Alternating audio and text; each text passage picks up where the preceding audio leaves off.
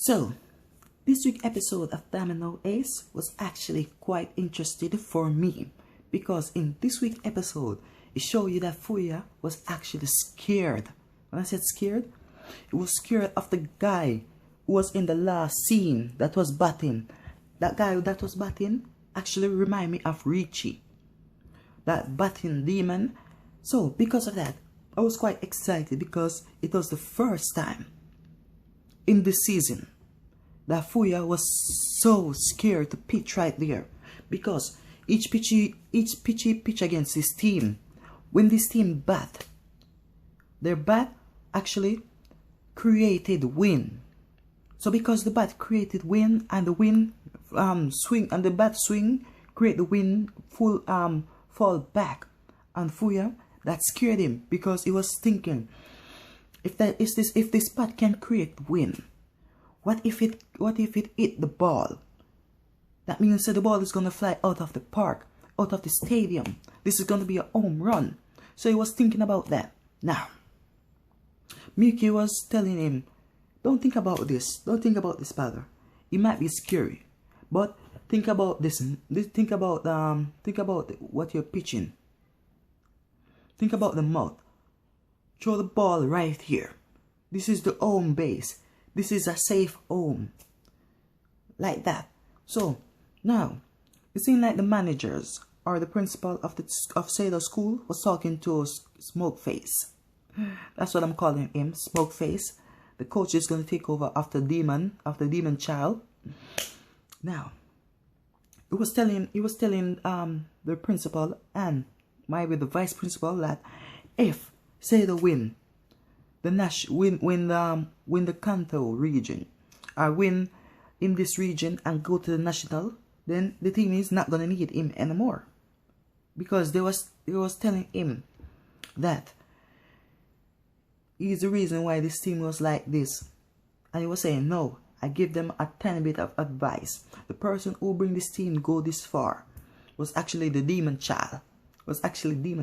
So because of that, he was telling them, if the team reach to the national, the team not gonna need it anymore, because he was telling them, if I did take over this team, I will sacrifice them just to get Fuya to become a true ace.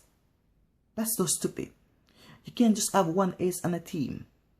If the ace is the only one who's on the team who only improve, then the team is gonna go on a downhill path to destruction.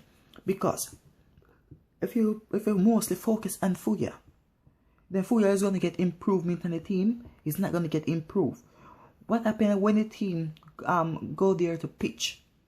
When one replacement pitcher come there to pitch for Fuya, if he was ever injured, what happened to the batters? You can't just depend on Fuya alone. You have a whole team. Depend on that whole team. Don't just use Fuya. Don't just use a team to make Fuya more powerful. So that's what I was thinking. So this week's episode was nicely done. It was nicely watched. I actually enjoyed, because Fuya was in fear. He was afraid of that guy. That reminded him of the previous battle Oren offered him. So because of that, I was quite enjoying this episode when I saw Fuya was in fear. Some of you may not like it because some of you are Fuya fan, but I'm a Saramura fan. Seriously, I'm a Saramura fan because he come to that school without any experience. He come with a little bit of experience, but he wasn't all that great. He have to fight his way up to the top. Meantime, Fuya just get a place on the team because of his monster pitch. So because of that, I was quite pissed off. And the reason why he was so strong was because his grandfather usually might be one time teach little league. So because his grandfather teach little league, his grandfather was quite good at teaching him. And because of that, he get more experience than Saramura. So Saramura didn't get any experience when he was a little bit a child. So because of that, they're thinking that Fuya was actually a genius. But Saramura is mostly a genius because he come up with his own form at first without any prior teaching. And he come up with a whole lot of more things. So I'm quite enjoying it. Well, I was quite enjoying this episode when I seen Fuya was quite suffering. Now, because Fuya was suffering, I'm going to give this this week episode a 9 out of 10. Thank you for watching. Hope to see you again.